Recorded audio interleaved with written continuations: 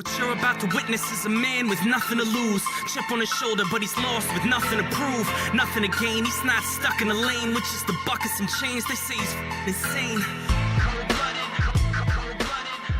Well, it is Tuesday, the 17th of July, and this is the Wrestling Guild coming to you from sunny America and sunny Sweden. This is, of course, an SLTD wrestling production, and you can find several different podcasts related to wrestling on sltdwrestling.com, on the Spreaker website, and also Stitch. Well, you can find us on Stitcher and SoundCloud and YouTube. My name is Chris Mary Hoffman. With me, I have Nick E. Anderson, the man with a plan. Exactly. Or the man with road rage, I would say. Or the man with road rage. Yeah. So, what should I say? You know, people just drive slow, and people drive like crap, and people don't rules, and you know, all that jazz all over again. Yes. Well, we're going to talk about something that does not give you road rage, I hope. Impact Wrestling from the 13th of July last week. We are coming closer and closer to Slammiversary. Nick, are you excited? I think so, yeah. I mean, I've been waiting for some new, some fresh stuff. I mean, I don't know. I mean, I really love Impact and whatnot, but when they bring like something fresh, I'm always up for it. So I'm hoping for something fresh, something new, something we really haven't seen before. For Slammiversary, so like some cool matches. So yeah, I'm really interested. I'm really excited to see what they will bring to the table. Yes, it's not like they haven't been good at surprising us on these live events. You know, Bound for Glory and Slammiversary last year and stuff like that. The problem, as we always talk about, is when you have TV that is taped so far in advance, you can't really come with any surprises. All right. Yeah. So. Yeah, and then you're not supposed to like read it, but you read it anyway, and then you destroyed and spoiled everything for yourself. So yeah. But the thing is that's interesting here is that they are kind of getting into a position where they are dropping some stuff. I mean, you are a little bit excited about the next week because last week they dropped that King. And the Homicide and Hernandez were one faction, and you had LAX as one faction, and you knew you were going to see Homicide and Hernandez today, or at this show, so you were excited about that. This Thursday, it's the first. We're going to see Joe Hendry wrestle. That'll be exciting, and also maybe finding out who this new knockout is going to be. I thought it was going to be Shotzi Blackheart. Shotzi Blackheart fought against Ali, and it wasn't her. Okay, so, but I mean, how are you sure? Or what? I mean, yeah, because they had another vignette for the new knockout during this show where Shotzi Blackheart was. So why would they have a vignette for a new knockout coming when she was already there? Yeah. Welcome to Impact. Welcome to Impact. Throw logic out the window. Anyway, we open with the history of LAX, the LAX feud. Are you excited about the LAX feud? Because we go right into the OGs, as they now are called, with King. How are you excited about the LAX feud? Are you excited about the match that is coming? Yeah, I would say so. I mean, I've always been loving LAX. I mean, they're cool. They're hard hitting. They like talk about the Mexican vacation they will put people on sometimes and whatnot. And the way they speak is cool and all that. And when they're having like a feud now, they're taken very seriously. People are like swearing at each other. People are giving shit to each other. Like there's no limits. And I really like that. So I'm really excited. And then when you always have Conan involved in stuff, that's just going to spice it up. Conan always brings it to the table, but what I also like is that they're utilizing King here. I mean, King is a good wrestler, and I hope we get to see him wrestle because he brings the violence and he brings the pain.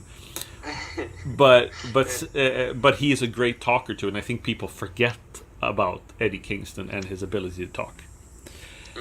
But yeah, so they had a history of the feud, and that was cool. And then we had the OGs and King versus the Jobber team of Silversmith and Lee something, or just Lee. Yeah. I don't know. Yeah. The match was over before they got to say what their names were. I mean, I don't know. I mean, I don't know if you like these kind of matches. I mean, I have no problem against jobber matches, but when they don't really, they don't have a defense. They're not trying to pull any moves, any tricks. I mean, you just get LAX you just get them to destroy the jobbers. Well, yeah, I think for somebody like you who hasn't seen the original LAX ever, Hernandez and Homicide, you don't know what they can do, and you don't know their moves and stuff like that. So putting them up against a team like this type of jobber team was maybe not such a good idea. I probably would have liked to see them against a jobber team like the Fraternity, or those other Canadian like mountain men we saw that one time that just like showed up and disappeared. I mean, somebody who has a little bit. I mean, that look the part and can. I mean, I understand that you want Homicide and Hernandez to look strong, but we've seen people who have seen Homicide and Hernandez before know that they can lose and that they are vulnerable. So it's not like they're all of a sudden a new power team. It's not like you're pushing Brian Cage to a completely new audience. I mean, let Homicide and Hernandez do what they can do, instead of just killing people. Let them show some skills. I definitely agree with that, yeah. Mm-hmm. So I'm hoping that they're going to show a longer match, maybe. And just don't put them with Caleb Conley and Trevor Lee. I mean, Trevor Lee and Kevin Conley are a good team, but they have been jobbed out enough. That is so true. Poor guys. Yeah. Anyway, King. Well, obviously the OGs win. Yeah. King cuts a promo about how Conan had to go, and that he was tired of waiting, and that both Homicide and Hernandez felt neglected.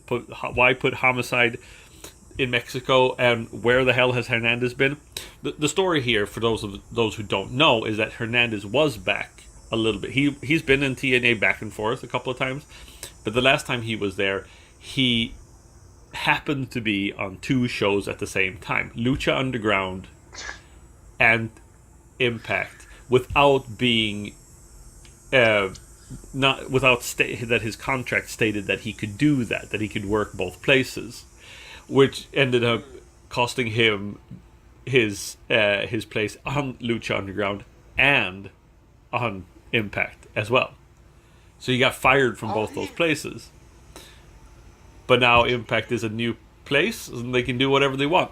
For crying out loud, like Sami Callihan is on Lucha Underground, and MLW, and Impact. I mean, you can see Sami Callihan like Wednesday, Thursday, Friday on TV in different wrestling shows. Damn. I mean, yeah. So they're kind of cool now, or now they're cool, I guess. They're all cool. King says he doesn't want the audience to cheer and that they're taking out LAX. That's pretty much it. I mean, he's cool in that. I mean, he sounds convincing and whatnot, but I want to see what Conan is. I mean, I want to hear Conan. Well, we're going to see Conan this week. Oh, okay, so he's coming on. Cool. Mm-hmm. Then we had a backstage interview with Shotzi Blackheart, who says that she's going after Ali. I don't know what you thought about this. I mean, I think it was a cool match. I mean, I think Shotzi... Well, the promo. The promo itself? Because I thought... Yeah, I thought that the promo was a little bit blaha, or meh, or whatever you want to call it. Mm-hmm. I did... So that made me a little bit like weary. It's like, is this really going to be that... Is she going to be that good? But I think the match said differently. So, and between that, we had Josh Matthews talking about D'Angelo Williams showing up. And then OVE cut a nightmarish promo about the 6-man tag match which scared you to your boots, I'm sure. Not as scary as the last one, if you should be honest. This one, I took it well, I promise. You took it well. No wetting of the pants done. No, I didn't have to change pants, I promise. Good. So yeah. And then we had Shotzi Blackheart versus Ali. And you know what? You say what you thought of this match first. I mean, I think it was a cool match. I mean, I think she has a cool character and personality. I mean, I think it's quite fresh. You know, green hair out of nowhere, and she performed quite well. I mean, she's not bad in a way, and it's something fresh for me at least. Yeah, I liked it. I mean, Ali was dominating. Yeah.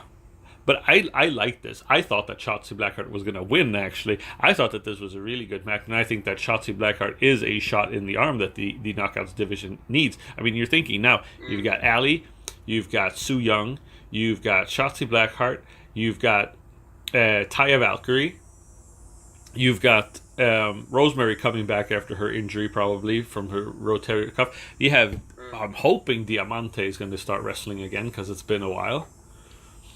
You got this new knockout coming. You got Madison Rain, and you've got who am I forgetting? Katarina, and Rebel, I guess, in a way. And so it's shit's getting real in the knockouts division, and I think Shotzi Blackheart. I mean, the one thing that I liked about Shotzi Blackheart is that she wrestled, because I think you and I complain a lot that the women aren't as exciting in the ring sometimes as the men are, because they don't do the same moves that the men do. And Shotzi Blackheart, she did those moves. Absolutely. That is so true. Yeah. I mean, I think, like, Ali in this match, dominated, like, Shotzi for it. But I think she has good potential, Shotzi. I really do. But, I mean, then you have to understand that, you know, Ali needs to be strong and whatnot, and she's, like, transforming to, like, a heel, and needs to show people that she is really strong and whatnot. So I mean, I think she dominated good and well, and I think she killed it and all that. But I mean, I would have liked to see Shotzi win. Yeah, I would have too. Shotzi misses a top rope maneuver. Ali hits the code breaker, and then Tessa Blanchard comes out and attacks Ali after the match. So, as we predicted last week, Ali and Tessa Blanchard will be the match going forward, or the feud going forward, which is also seen as Tessa cuts a promo on Ali about doing the right thing being the wrong thing, and basically challenging her to a match. So and then comes your favorite segment, I'm sure, Grado, Katarina, and Joe Hendry talking to Eli Drake. Yeah, I mean, like... Like, you have Grado talking and, like, introduces his girlfriend to Eli and whatnot. And Eli seems quite interested, and he starts talking to Grado's girlfriend here. And then Grado is starting to understand some of the parts here. And he's like, yeah, you don't touch my girlfriend. And whatnot. And that really, like, from there, it escalates to setting up a match, really. Yeah.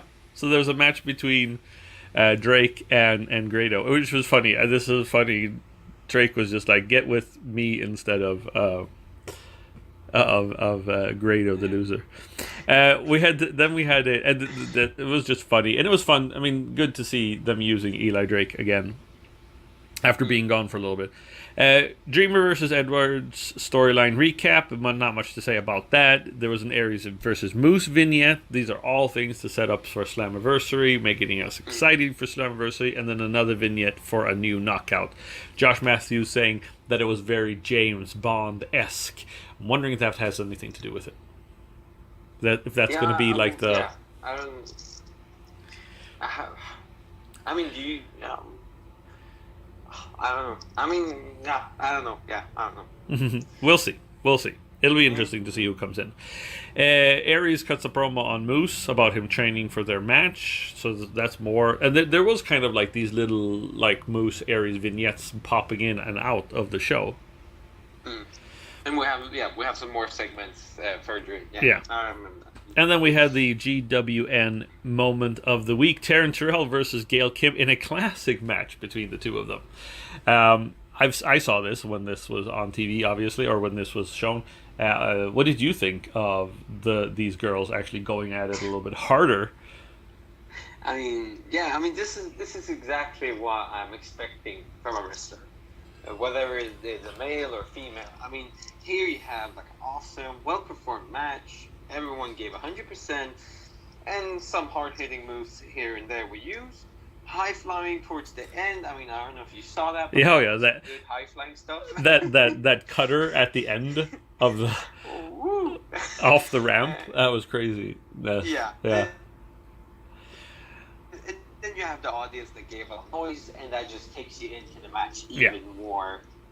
I mean, what do you want for it? I mean, that's perfect. You have everything. And that's what they've been saying about this audience. The crowd here are crazy. They really are going wild at these Impact tapings, but you can't hear them because they haven't mic'd them enough.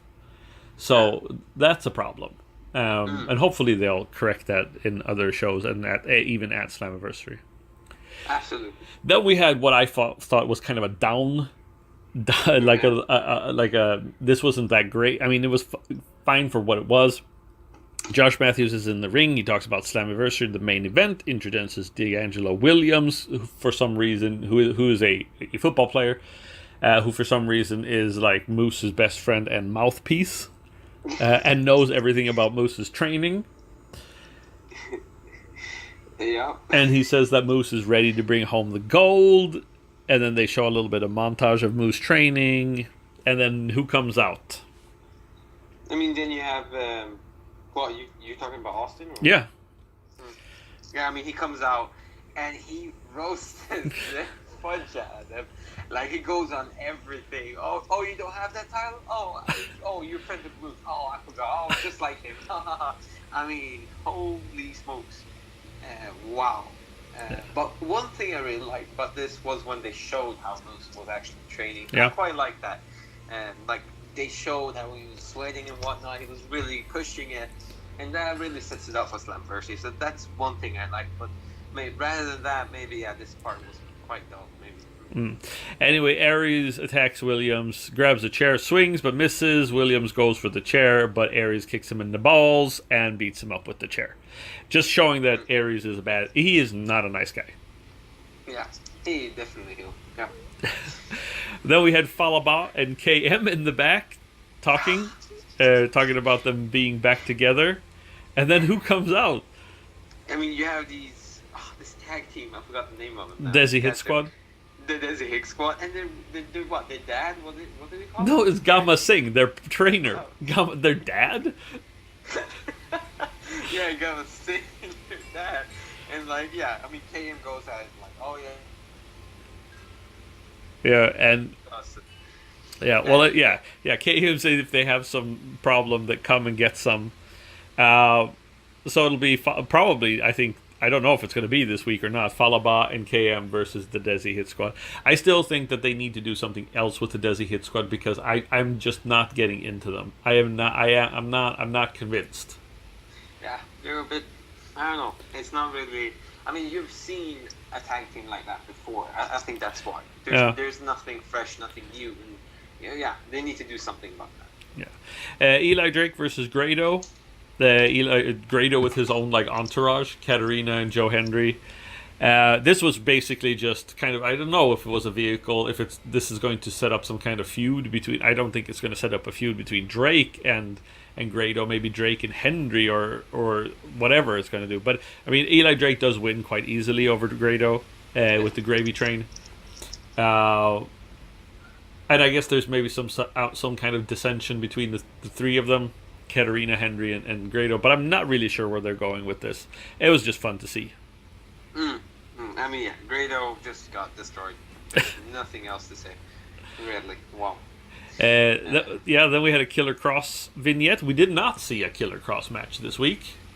Maybe good to kind of save that, and we'll see if we're gonna see one this week, or because I doubt that we're gonna see anything at Slammiversary, unless it's P.D. Williams versus Killer Cross at Slammiversary. But in that case, they would have built that up a little bit more. Oh yeah, true. Yeah. Yeah, but I mean, the promo was okay. The promo was okay at least. Yeah. It was quite convincing. So thumbs up for that. Thumbs up for that. Then we have Alicia Atout interviewing Matt Sydal, and I must say that, and this is what I think we talked about this last week. Matt Sydal is getting better and better on the mic. He was never really that great on the mic, but Jimmy Jacobs has really helped him out getting there, I think. Yeah, he talks about third eye and like Brian Cage doesn't have the third eye and whatnot, and like he's a machine, the machines break, and he's like organic stuff. Yeah. I was like, who is this guy? A scientist? You're just like, I'm gonna write this on the next test, natural science test. This is like, just write that. Open up your third eye. Oh yeah, correct. Yeah, 2 points. Okay. No, but I mean, it was good. Like you say, it was a good promo. I mean, the interview was well performed, and he started to become a good talker. Yeah, really, really firing on all cylinders. Then we had Moose being upset. He called in and said he was upset, talking on the phone, saying, that he's going to be there next week. So we'll see what happens with that. I don't know who he's going to beat up, but whatever. Then we had a sit down with Madison Rayne. This was kind of interesting because basically I was just, are we going to hear from Madison Rayne again about how she never meant to be back full time, but now she's back, and but then there's creepy music. Rayne goes to investigate. Alicia Tout, who is interviewing her, is gone. As someone's written something. She walks around. Somebody's written something on like some backdrop that she finds. Yeah. She gets locked in a studio. It's all very creepy. Very creepy. Not enjoyable to watch. It's just really scary. It was scary. It was like a nightmare. But then you could see like some bloody white clothes going around the corner. So I'm guessing it was like Soo Young or something whatnot. But we don't get to see the whole You think is that what you think? You think it was Soo Young? You don't think it was somebody else? No, but I mean, I'm just playing with you. Of course it was Soo Young. So yeah, some scary stuff. She gets locked in the studio for a bit there. Then we get to the main event, which is OVE and Sami Callihan versus Phoenix and Pentagon Jr. and Rich Swann. What can I say? What can we say about this match that hasn't been said already by so many people? Yeah. This was just awesome. A tornado-style match. It's hard-hitting, fast-paced, awesome, high-flying, brutal as always. That's typical Sami, though. But yeah, you have Pentagon, you have Rich, you have Phoenix. They performed extremely well. And I kind of find it dull that OVE won. I don't know. Oh, but I think you have to, because you have to make them seem dominant, in the match, going into the match. But it was cool, and especially that cutter from Jake Christ on Rich Swann. I mean, people need to go. That was some beautiful stuff. Yeah, people need to see this match. We can't. I mean, people just need to see it. That's just the way it is. Absolutely. Good performance from, and I think basically they killed each other 5 times over. Wow. And then finally, we see, when you think it's over, more of the scary stuff as Rain manages to open the door and comes into a forest.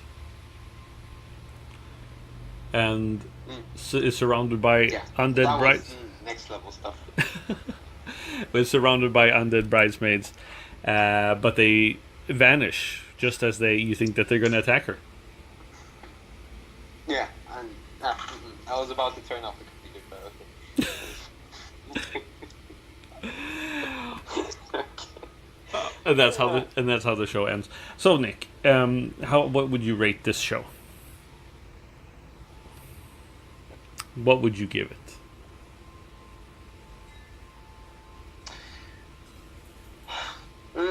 I mean, we had some good stuff. There was only like one down part, like you already commented on, and I think we had some good matches here and there.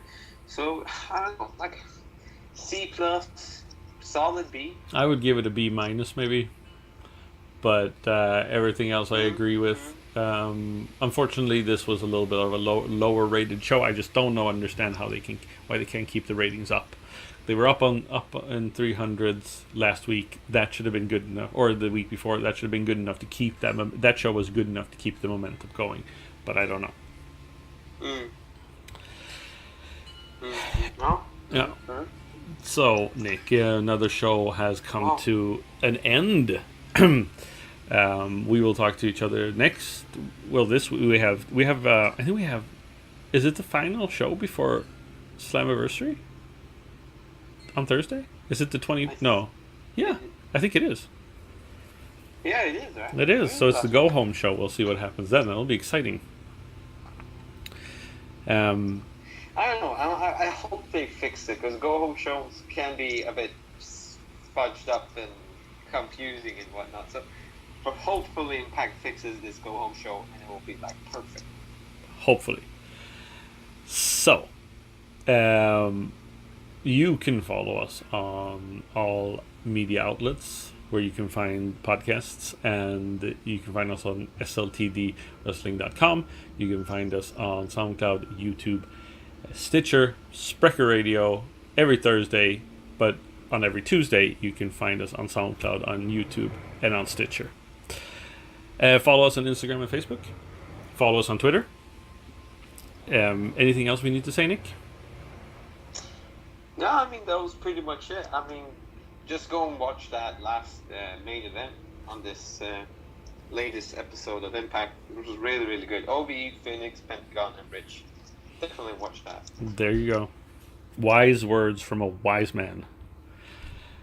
For Nikki Anderson, my name is Chris Mary Holtman, and we will talk to you next week. What do we say, Nick? He learned the line between human and animal is sin.